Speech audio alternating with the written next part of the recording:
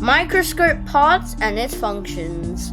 The body tube separates the ocular lens from the objective lenses.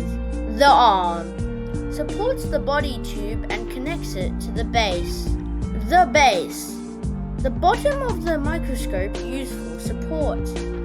Objective lenses, used for magnifying a specimen and relaying the image to the eyepiece.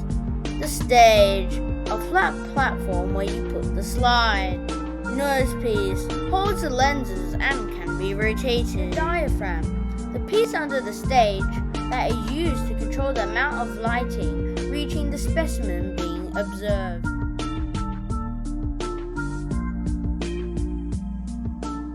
The illuminator, a light source that is designed to transmit light to the specimen. The fine focus, the knob used to tune the focus of the specimen. Coarse focus, the knob used to move the stage up and down into near or far focus.